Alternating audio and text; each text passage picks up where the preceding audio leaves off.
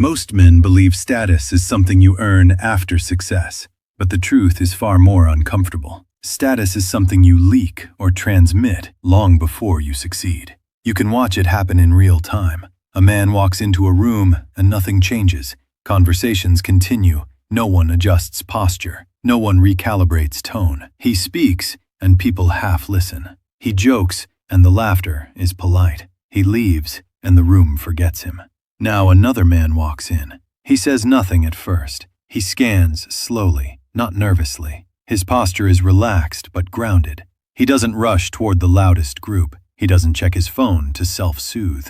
He simply stands with composure. Within seconds, something subtle shifts. The loudest man lowers his volume slightly. Someone makes space physically. The energy reorganizes. No announcement was made. No dominance display occurred. But status moved. And that movement is invisible to most men because they are focused on words, not signals. High-status men move differently because they understand something primal. Human beings rank each other instantly based on emotional control. Not money, not clothes, not titles. Emotional control. The man whose internal state is least influenced by the environment becomes the gravitational center of that environment. This is not theory, it is observable biology. If someone insults you and you react immediately, you have revealed that they can control your emotional state. The moment someone can control your emotional state, they have leverage over you. And leverage defines hierarchy. High-status men do not give emotional leverage easily. They feel emotion,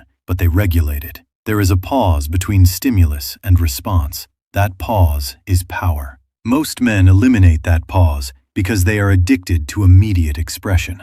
They laugh too fast. They agree too quickly. They defend too urgently. They interrupt to avoid silence. Every one of those micro-behaviors communicates need, and need lowers rank instantly. The high-status man is comfortable in silence. Silence does not threaten him. In fact, silence becomes his ally. When he speaks, he finishes his sentence cleanly and stops. He does not dilute it with nervous filler. He does not rush to clarify in case someone misunderstood. He trusts the weight of what he said. That trust forces the room to process rather than dismiss. Now imagine a scenario. A group discussion becomes heated. Voices rise. Opinions clash. Most men escalate unconsciously.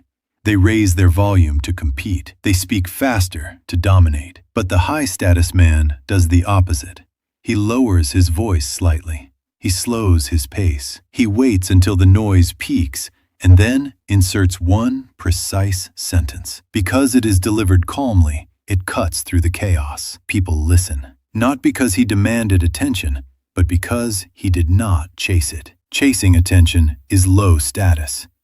Creating space for your words is high status. This pattern repeats everywhere. In business meetings, in social gatherings, in negotiations. The man who cannot be rushed becomes the man others wait for. And waiting is a status transfer. You wait for those who hold weight. Now let's go deeper. High-status men are not obsessed with winning every interaction. That obsession reveals insecurity. If someone disagrees with them, they do not treat it as a threat. They listen fully. They respond once. If disagreement remains, they do not spiral into endless justification. Endless justification is defensive. Defensive energy signals fragile identity. Fragility repels respect. The high-status man can hold his perspective without forcing others to adopt it. That detachment communicates confidence far more than argument ever could. He does not need to dominate you to feel secure. That is the key difference. Low-status men compete constantly because their identity feels unstable. High-status men compete selectively because their identity is anchored internally, and that anchor is visible in posture, tone, and eye contact. Watch their eyes. They do not dart around seeking approval. They maintain steady contact when speaking, then release naturally without awkwardness. They do not over-smile to soften presence. They do not use excessive hand gestures to compensate for insecurity. Their movements are economical. Every motion feels deliberate. Economy of movement signals economy of emotion, and economy of emotion signals control. Now layer on availability. High-status men are not always accessible, not because they are playing games, but because their time is structured. They do not respond instantly to every message. They do not attend every event. They do not agree to every request. They evaluate first. Evaluation signals discernment. Discernment signals standards. Standards create perceived value. When you accept everything, you signal low selectivity. Low selectivity equals low status. But when you choose carefully where your energy goes, people sense that your attention must be earned. And what must be earned becomes respected. Let's introduce a story. Imagine two men in the same company. One says yes to every task, stays late constantly, over-communicates his effort, and hopes his dedication will be noticed. The other completes his work precisely, speaks when necessary, declines unreasonable requests calmly, and leaves on time unless strategic reason exists. The first believes he is building reputation through sacrifice. The second understands that reputation is built through controlled reliability. Years pass. Who gets respected more? The man who seemed desperate to prove himself, or the man who moved with calm certainty? Status is not built through exhaustion. It is built through perceived self-command. Self-command is the theme underlying everything. The man who controls his impulses controls perception. He does not overshare personal struggles in every setting. He does not seek sympathy as a bonding mechanism. He does not gossip to build quick alliances. Gossip is low-status bonding. High-status men bond through shared direction, not shared negativity. They speak about ideas, strategy, growth, not about tearing down absent individuals. Because tearing down others reveals insecurity. Secure men do not need enemies to feel significant. Now understand this transformation clearly. You cannot fake high-status energy long-term.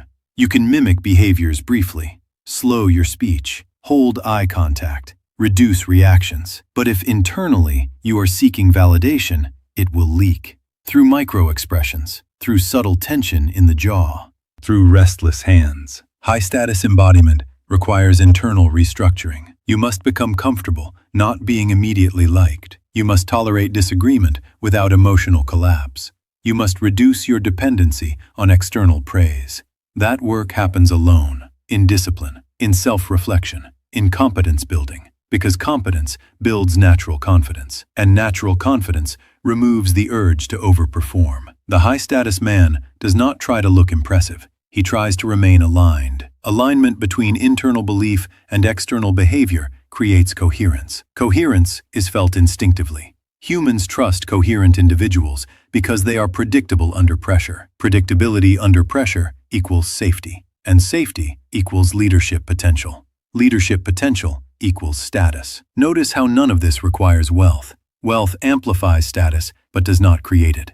There are wealthy men who radiate insecurity, and there are ordinary men who command rooms because their nervous system is disciplined. Status begins with regulation. The more stable your internal state, the less you are influenced by social turbulence. The less you are influenced, the more others adjust to you. That adjustment is the silent transfer of hierarchy. And when that happens consistently, you stop wondering why certain men command respect. You become one of them. Now here is where most men fail permanently. They try to act high status without removing the behaviors that quietly sabotage them. They slow their speech, but still crave approval internally. They hold eye contact, but feel intimidated underneath. They reduce reactions, but replay conversations later obsessively. That split between outer control and inner chaos leaks. And high-level social environments are extremely sensitive to leakage. The real transformation into high status is not behavioral at first. It is neurological. You must retrain your nervous system to stop interpreting social moments as threats. When someone interrupts you and you feel a surge of irritation, that surge is not dominance. It is insecurity reacting. When someone receives praise and you feel comparison rising, that is not ambition. It is ego instability. High-status men experience these impulses too, but they do not obey them. They observe them, regulate them, and remain aligned. That self-governance is rare. Most men are governed by external triggers. A compliment lifts them. A criticism sinks them. A rejection destabilizes them. That volatility makes them easy to manipulate, and manipulated men are never respected long-term. Respect is reserved for those who cannot be easily emotionally moved. Let's look at another scenario. A social gathering. A charismatic, loud personality dominates the conversation. He tells stories, commands laughter, controls attention. Many men shrink internally in that situation. They either try to compete louder or retreat completely. The high-status man does neither. He does not compete for spotlight because he understands spotlight is temporary. Instead, he watches patterns. Who laughs too hard? Who mirrors behavior to fit in? Who seeks validation? He reads the room like a strategist. When he speaks, it is targeted. One comment that reframes the discussion. One observation that shifts tone.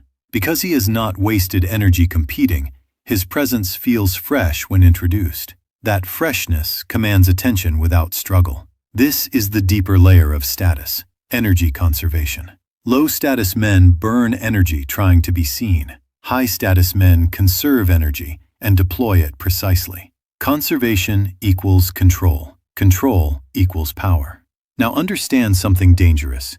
Neediness is the ultimate status killer. Not obvious desperation, subtle neediness. The need to be included in every plan. The need to respond immediately. The need to explain yourself excessively. The need to defend your reputation at every whisper. The need to win arguments publicly. These are micro pleas for validation, and validation seeking is visible at a subconscious level. Powerful individuals instinctively distance themselves from those who need constant reassurance, because neediness becomes liability. High-status men are self-contained. They can sit alone without anxiety. They can be excluded from something and remain unmoved. They can lose an opportunity and pivot without emotional display. That resilience communicates abundance. Abundance mentality creates perceived power. Scarcity mentality creates perceived weakness. Even if you have little materially, if you behave as though opportunities are endless,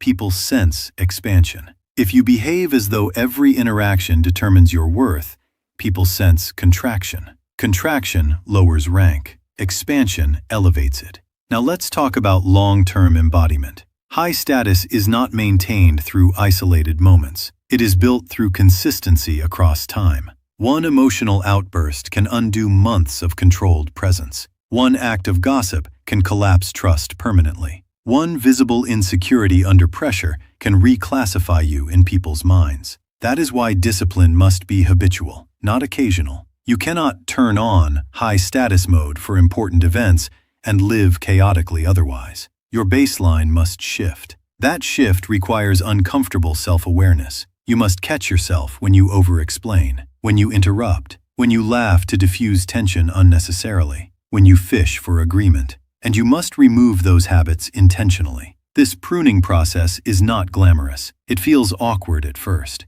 Silence feels heavier. Slower speech feels unnatural. Reduced reaction feels like suppression. But over time, it becomes identity. And once it becomes identity, people sense it immediately. The final layer is detachment from outcome. High-status men do not attach their identity to immediate results. If they approach someone and the conversation falls flat, they do not internalize it as failure. If they present an idea and it is rejected, they do not spiral into self-doubt publicly. They adjust and move. That detachment signals internal anchoring. Anchored individuals are followed because they appear stable regardless of outcome. Stability attracts influence. Influence reinforces status. Now here is the uncomfortable truth to end on. High status is not about becoming dominant over others. It is about becoming difficult to destabilize. The more stable you are internally, the more the external world adjusts around you.